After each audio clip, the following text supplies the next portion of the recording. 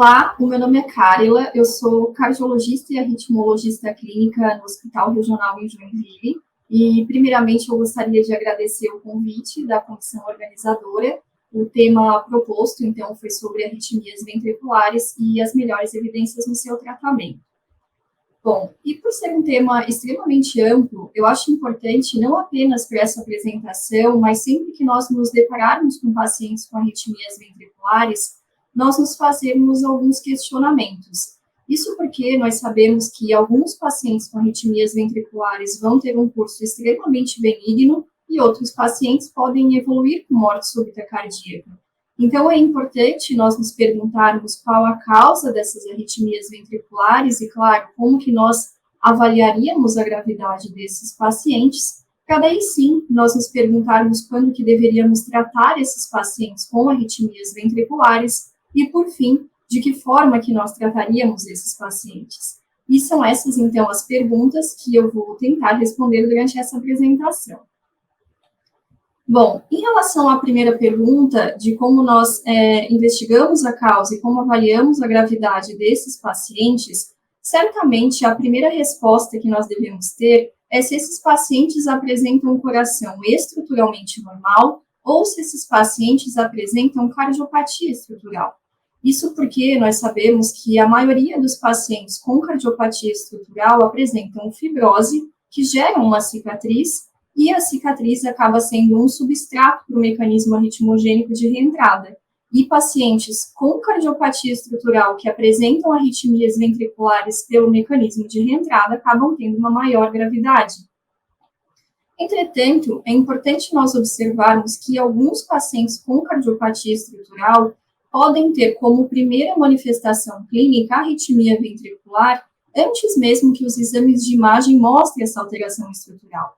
Por isso, na suspeita clínica, especialmente nos casos de cardiomiopatia arritmogênica do ventrículo direito, também conhecida como displasia arritmogênica de ventrículo direito, é importante, mesmo na ausência de alterações nos exames de imagem, nós utilizarmos alguns outros métodos diagnósticos, como, por exemplo, o eletrocardiograma de alta resolução, que pode ter, então, um papel importante na busca por cardiopatia estrutural, tendo em vista que nesses pacientes, em até 80% dos casos, o eletrocardiograma de alta resolução irá vir anormal, ou seja, com presença de potenciais tardios, independente do resultado dos exames de imagem. E, claro, nós temos também arritmias ventriculares de pacientes com coração estruturalmente normal, e aqui eu citaria principalmente aquelas arritmias ditas idiopáticas, benignas, especialmente aquelas de via de saída de ventrículo esquerdo ou ventrículo direito, que certamente são as causas mais comuns de arritmias ventriculares idiopáticas. Entretanto, nós não podemos nos esquecer que pacientes com coração estruturalmente normal, especialmente aqueles pacientes com arritmias ventriculares polimórficas, podem apresentar, por exemplo, canalopatias, que geram arritmias geneticamente determinadas. E na suspeita clínica, então, de canalopatias, nós devemos fazer um heredograma bem completo, que contemple pelo menos 3 gerações, além de, claro, de uma análise cuidadosa do eletrocardiograma basal em busca de indícios das principais canalopatias, como, por exemplo, da síndrome do QT longo ou mesmo da síndrome de Brugada. E o teste ergométrico, ele é extremamente importante quando nós queremos não apenas investigar a causa dessas arritmias ventriculares, mas também avaliar a gravidade desses pacientes, tendo em vista que quando nós submetemos os pacientes com arritmias ventriculares ao esforço, principalmente aqueles pacientes, então, com arritmias ditas idiopáticas, benignas, de via de saída, nós iremos observar uma supressão ou uma redução dessas arritmias no pico do esforço. Isso por conta do principal mecanismo arritmogênico dessas arritmias de via de saída, que seriam por atividade deflagrada, em que faz com que o aumento da frequência cardíaca basal diminua o gatilho das arritmias. Por outro lado, quando nós submetemos esses pacientes ao teste ergométrico e nós observamos que existe um aumento, um aparecimento dessas arritmias ventriculares durante o esforço, certamente nós devemos sempre buscar uma causa secundária para essas arritmias, seja a busca ativa de cardiopatia estrutural ou de doenças geneticamente determinadas, no caso de pacientes com coração estruturalmente normal. Em relação à segunda pergunta, de quando nós devemos tratar esses pacientes com arritmias ventriculares, certamente nós teríamos 3 respostas, então, para essa pergunta. E a primeira resposta seria, sem sombra de dúvidas, quando nós avaliamos os pacientes, sejam eles com coração estruturalmente normal, com cardiopatia estrutural, e nós conseguimos correlacionar a presença de sintomas com as arritmias, nós iremos, então, iniciar tratamento para esses pacientes. Outro motivo, então, que nos faria iniciar tratamento nesses pacientes com arritmias ventriculares seria naqueles casos em que nós estratificamos os pacientes com cardiopatia estrutural ou aqueles pacientes com arritmias geneticamente determinadas e nós observamos que eles apresentam um alto risco de morte súbita cardíaca. Então, mais uma vez, nós também iremos tratar esse grupo de pacientes e, nesse caso, independente da presença de sintomas ou não, mas o alto risco de morte súbita motivaria o início do tratamento. E, por fim, nós também iniciaríamos tratamento naqueles pacientes em que nós avaliamos um alto risco de sincronia interventricular. E, nesses casos, especialmente naqueles pacientes com coração estruturalmente normal, que apresentam arritmias ditas idiopáticas, benignas, de via de saída. E nós sabemos que diversos estudos nas últimas décadas tentaram nos mostrar qual seria esse ponto de corte que nos faria, então, iniciar tratamento nesses pacientes assintomáticos, mas apenas pela alta densidade de arritmias que eles viessem apresentar, né? E a última diretriz americana de tratamento de arritmias ventriculares, ela nos traz, então, esse ponto de corte como sendo 15%. Ou seja, quando nós avaliamos o Holter de um paciente com arritmias ventriculares monomórficas e nós observamos que eles apresentam uma densidade maior que 15% em 24 horas, independente se esses pacientes apresentarem ou não sintomas, nós estamos autorizados a iniciar o tratamento devido ao risco de disfunção ventricular. Bom, e a terceira pergunta, que seria de que forma que nós trataríamos esses pacientes com arritmias ventriculares, certamente aqui nós precisamos também dividir esses pacientes em coração estruturalmente normal daqueles pacientes com cardiopatia estrutural. E quando nós falamos em tratamento de pacientes com coração estruturalmente normal, especialmente aqueles pacientes, então, com arritmias ditas idiopáticas de via de saída, nós iremos tratar da mesma forma se o objetivo for o controle de sintomas ou se o objetivo for a redução do risco de dissincronia interventricular.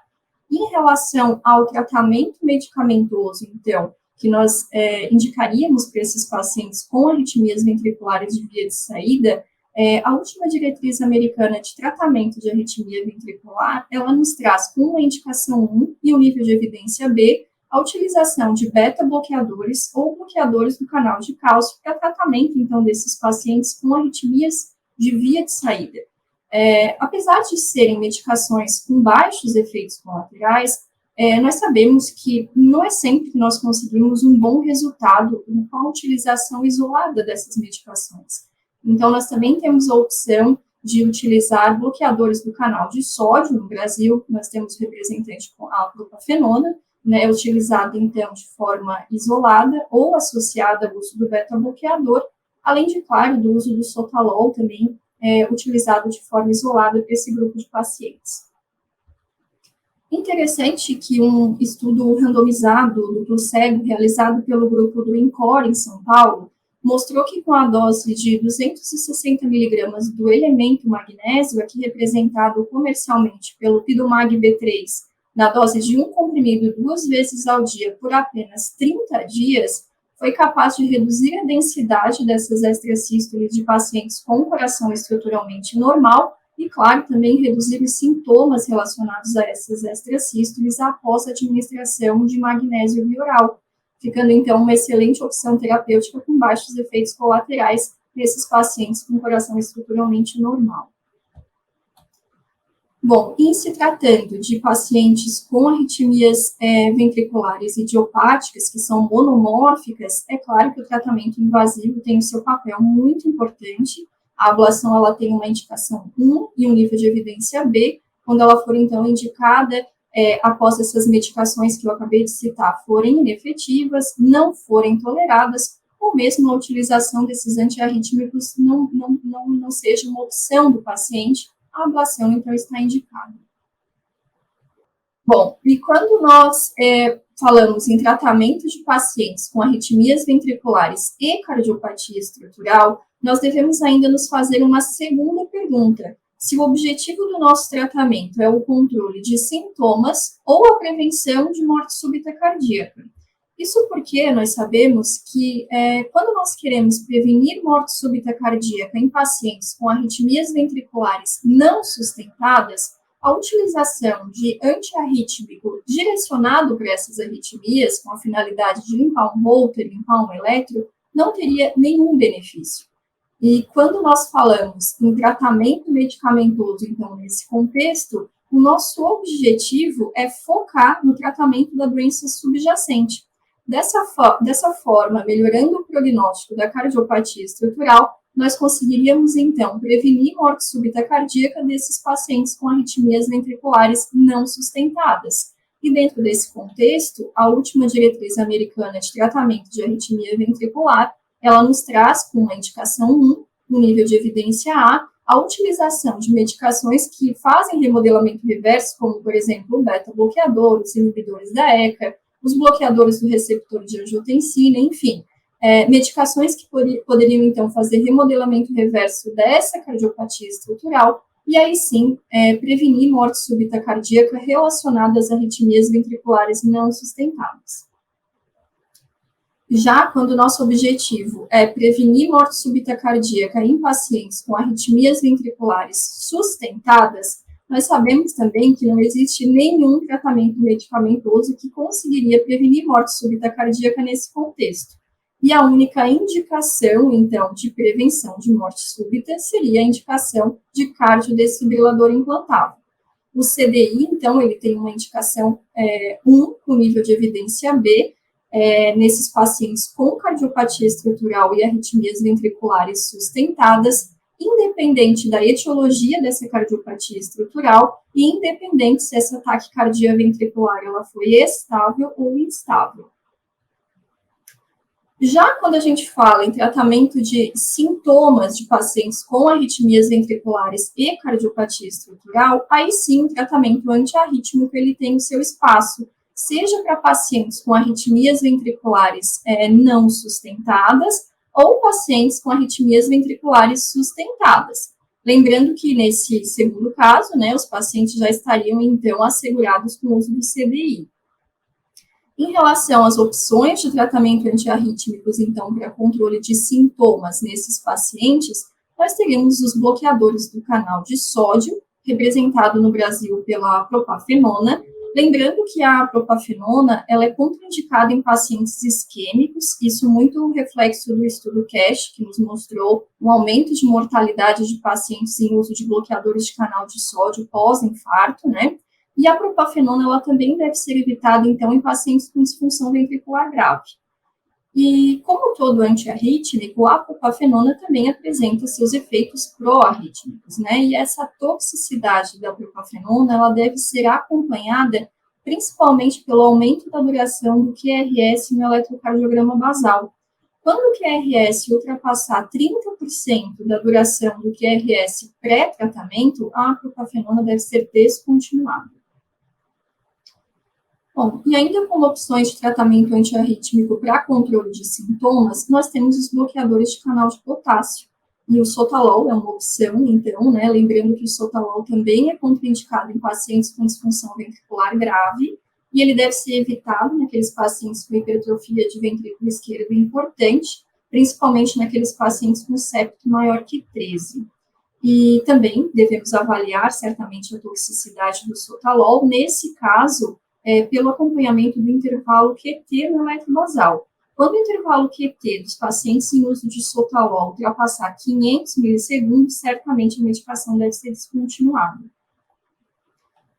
E claro que nós temos também a amiodarona. Vejam que é a primeira vez que eu cito esse antiarrítmico numa apresentação de tratamento de arritmias ventriculares, né? Isso porque nós sabemos que a amiodarona deixou de ser primeira linha para o tratamento de diversas arritmias devido às suas complexas interações medicamentosas, né? Mas a amiodarona, ela é, sim, uma excelente opção terapêutica para controle de sintomas, então, em pacientes que apresentam disfunção ventricular, inclusive com uma indicação 1, um nível de evidência B, quando esses pacientes apresentam uma fração de ejeção menor que 35%. E claro que ela deve ser sempre monitorizada nesses pacientes, né? Nós devemos sempre acompanhar, então, a função pulmonar, a função hepática e tireoidiana de forma regular em quem está em uso de amiodarona.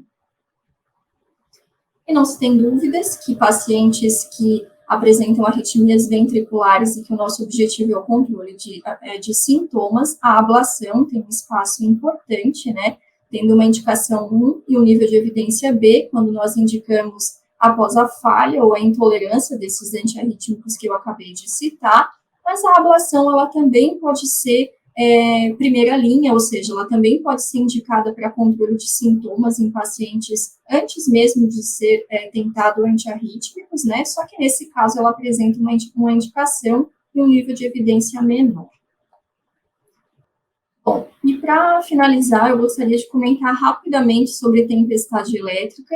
Certamente não é algo tão comum na prática clínica, mas é sempre muito dramático, né, quando nós nos deparamos com pacientes em tempestade elétrica, que tem por definição, então, a presença de 3 ou mais episódios de taquicardia ventricular sustentada, fibrilação ventricular ou choques apropriados pelo CDI dentro de 24 horas. E esses pacientes em tempestade elétrica, eles sempre apresentam um contexto adrenérgico muito importante. Então, certamente esses pacientes vão estar internados, muitas vezes sedados, intubados, né? E claro que as drogas antiarrítmicas têm um papel importante, então, no controle da tempestade elétrica, tendo como opção, então, a amiodarona associada ao beta-bloqueador. Bom, e diversos estudos tentaram nos mostrar qual seria o beta-bloqueador de escolha nesse contexto de tempestade elétrica, e certamente o propranolol, então, é um beta-bloqueador que nós devemos ter como escolha nesse contexto, devido não apenas à sua capacidade de beta-bloqueio, mas também por conta de bloqueio de canal de sódio que ele apresenta, além de, claro, de poder ultrapassar a barreira hematoencefálica, enfim, são diversas características que fazem o propranolol ser o beta-bloqueador de escolha na tempestade elétrica, independente da função ventricular desse paciente. Infelizmente, nós sabemos que muitas vezes é difícil o controle dessas arritmias apenas com esse tratamento não invasivo, e a ablação, ela tem, então, uma indicação 1, com nível de evidência B, para o controle de arritmias em pacientes com tempestade elétrica, e na falha, então, ou intolerância desses antiarrítmicos citados. Bom, infelizmente, a ablação, muitas vezes, ela é inefetiva, não tolerada, ou mesmo ela não é possível, e como a tempestade elétrica tem sempre esse contexto adrenérgico muito importante, a denervação simpática tem o seu espaço com uma indicação 2B e um nível de evidência C na falha desse tratamento inicial. Bom, era isso que eu tinha para falar dentro do tempo proposto, eu fico à disposição, caso alguém tenha alguma dúvida, algum comentário, pode entrar em contato através do e-mail. Obrigada.